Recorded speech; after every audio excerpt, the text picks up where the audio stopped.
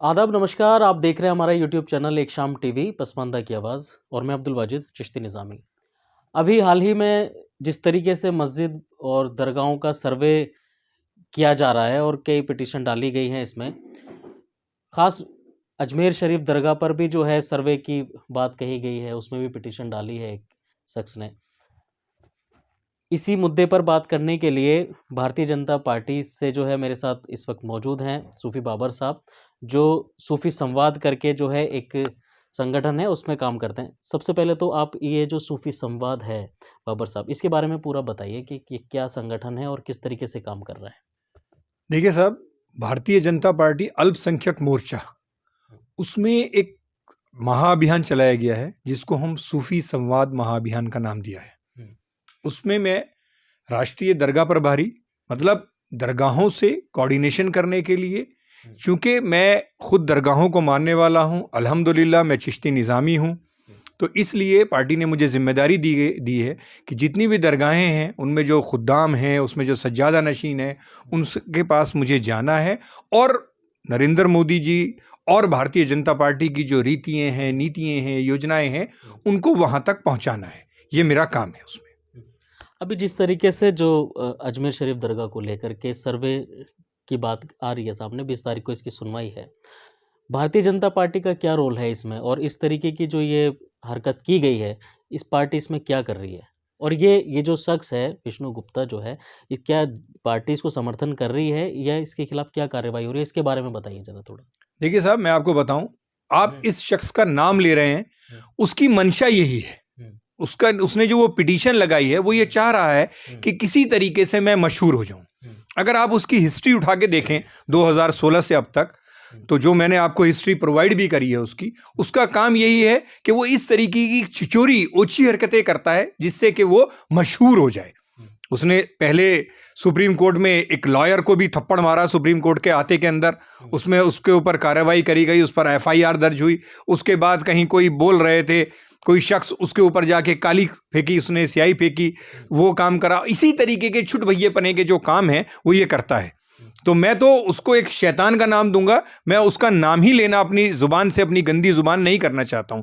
एक ऐसा शख्स, और उसका भारतीय जनता पार्टी से कहीं तक कोई ताल्लुक नहीं है। इवन मैं ये कहूंगा कि वो भारतीय जनता पार्टी का प्राइमरी मेंबर भी नहीं है। तो इसके खिलाफ कार्रवाई क्या की जा रही है अभी तक? जैसे जो सूफी संवाद है, जो आपका विभाग है, उसकी तरफ से कोई कार्रवाई की गई है अभी तक इसके खिलाफ, या आगे क्या कार्रवाई की जाएगी इसकी? देखिए साहब, ऐसा है, ये मामला कोर्ट में उसने एक एप्लीकेशन लगाई, और आप, हिंदुस्तान की ये बहुत बड़ी खूबसूरती है कि एक आतंकवादी की सुनवाई के लिए भी रात को 3 बजे कोर्ट खुल जाता है। अब जब रात को 3 बजे कोर्ट खुलता है, चाहे उसके बाद उसको फांसी ही हुई, मगर सुनवाई तो हुई। तो सुनवाई के लिए तो कोई भी शख्स अपनी कोई भी एप्लीकेशन, कोई भी अपनी प्ली, कोई रिट अपनी लगा सकता है वहां पर। तो उसने भी एक रिट लगाई और वहां पर उस टाइम वो कोर्ट ने उसको एक्सेप्ट करा।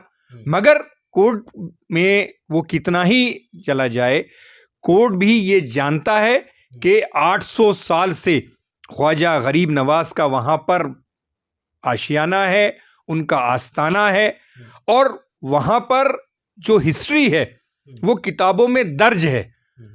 जो पार्टी बनाया है कोर्ट ने, वो ASI को बनाया है, अल्पसंख्यक मंत्रालय को बनाया है, जबकि एक्चुअल में जो वहां पर जो गर्भगृह है, जिसको हम आस्थाना बोलते हैं, उसमें खुद्दाम अंजुमन कमेटी है, वो उसकी देखभाल करती है, वही उसका रखरखाव करती है, उन्हीं के पास उसका सारे हकूक हैं।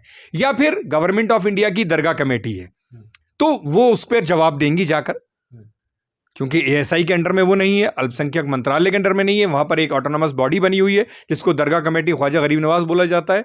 तो वो लोग जाकर वहां पर जवाब देंगे और ये मुंह की खाएगा। 20 तारीख को इसकी जो प्ली है, जो उसकी एप्लीकेशन है, वो उसके मुंह पर मार दी जाएगी। और क्योंकि पहले भी कुछ लोगों ने इस तरीके से एप्लीकेशन लगाई है, वो कोर्ट ने रिजेक्ट कर दी है।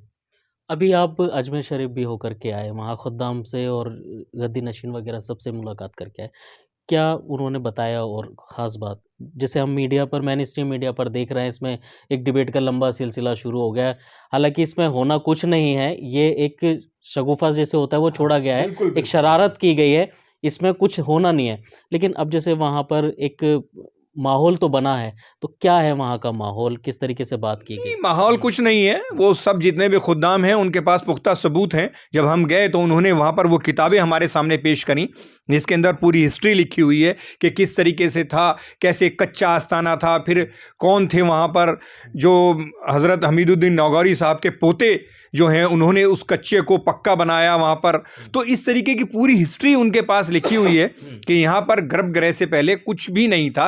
ख्वाजा गरीब नवाज का वहाँ पर एक तरीके से कब्र मुबारक है और उसी के ऊपर वो आस्थाना तैयार करा गया। उन्होंने पूरी हिस्ट्री हमें दिखाई वहाँ पर, और वो सब लोग तैयारी से हैं अपने, उनकी जो अपनी लीगल टीम है वो भी अपनी पूरी तैयारी से है। वो जब कोर्ट में जाएंगे तो दूध का दूध और पानी का पानी हो जाएगा वहाँ पर। देखिए, ये तो साफ बात है कि दूध का दूध पानी का पानी पहले ही हुआ हुआ है, लेकिन एक जो कानूनी प्रक्रिया है, जो एक संविधान है, उसके अकॉर्डिंग ही जो है वो सारी चीज़ें होंगी। लेकिन बहरहाल एक तो जो समाधि होती है और जो दरगाहें होती हैं, वो तो उसी जगह पर बनाई जाती है ना, जो जगह प्लेन होती है ना? तो एक इसमें और बुजुर्गाने दीन क्या कहते हैं, और दरगाहों का, मज़ारात का और क्या महत्व है, इसके बारे में थोड़ा? नहीं, दरगाहों का, मज़ारात का तो आप ये देखिए कि सूफी संत हिंदुस्तान में आए और उन्होंने यहाँ पर पीस का, शांति का, भाईचारे का एक मैसेज दिया।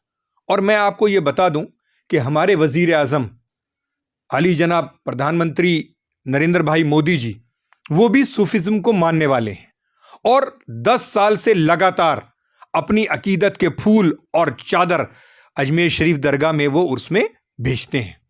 2 साल हम भी उसको अल्पसंख्यक मोर्चे के कार्यकर्ता होने के नाते हमें भी मौका मिला, हम वो चादर को वहाँ पर लेके गए।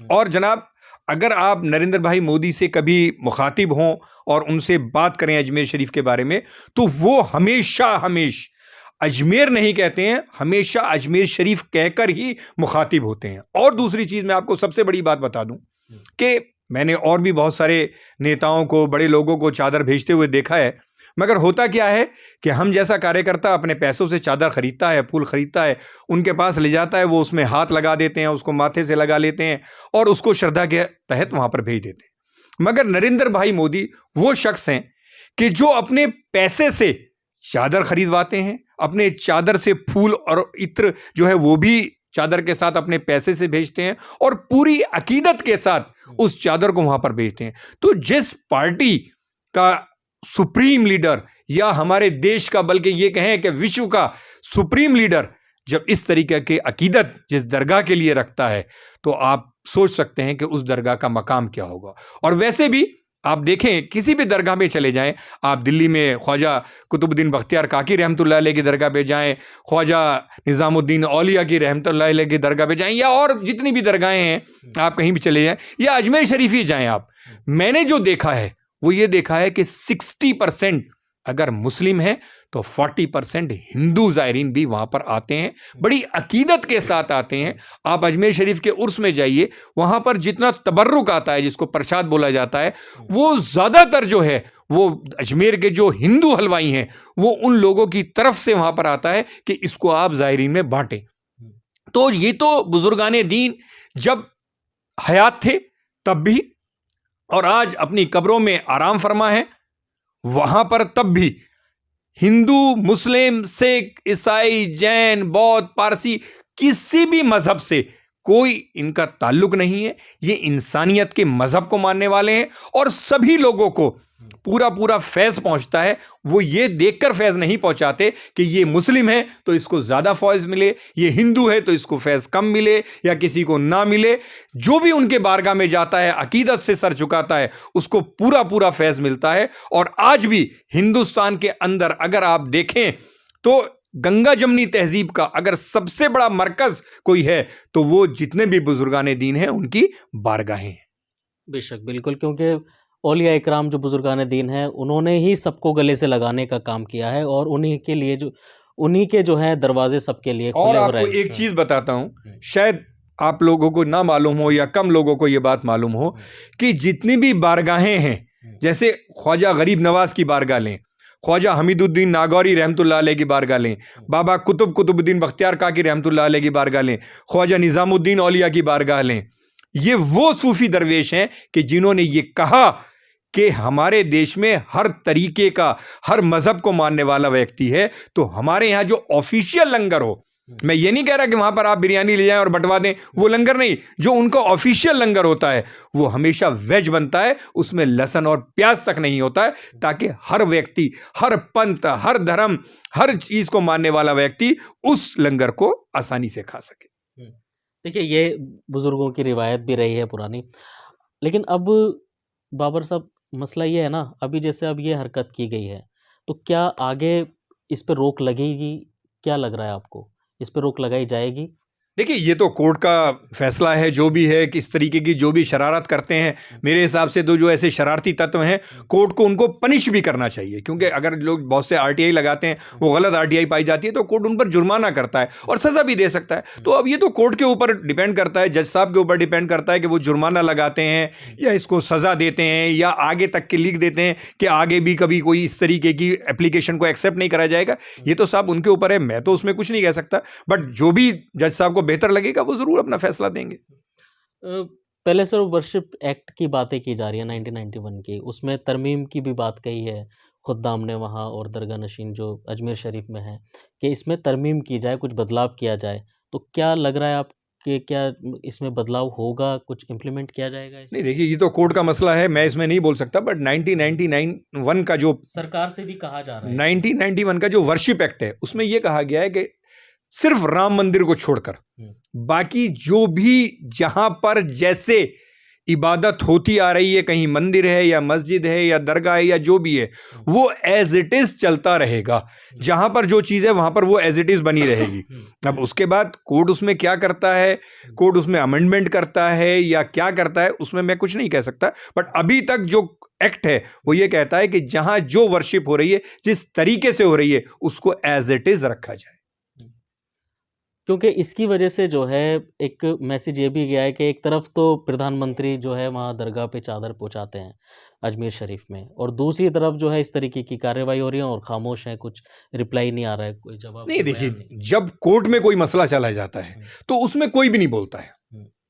कोर्ट का काम कोर्ट को करने, यही तो हमारे देश की खूबसूरती है कि यहाँ पर जो न्यायपालिका है, जो जुडिशरी है, उसको में कोई डिस्टर्बेंस नहीं करता है। जुडिशरी अपना काम बिल्कुल स्वतंत्र रूप से करती है। तो उसमें अगर प्रधानमंत्री जी इस टाइम कुछ बोलें, क्योंकि वहां पर जो मसला मैंने बताया कि प्रधानमंत्री जी की अकीदत है, हम खुद मिले हैं, हमको मालूम है किस तरीके से मोदी जी वहां पर उनके बारे में जिक्र करते हैं, उनके बारे में बात करते हैं, कितनी उनकी अकीदत है। और अगर उनकी अकीदत ना होती तो वो चादर क्यों भेजते? कोई उनको मजबूर थोड़ा ना कर सकता था कि वो चादर भेजें ही भेजें। ऐसा कोई एक्ट तो ना बना हुआ है कि जो प्रधानमंत्री होगा।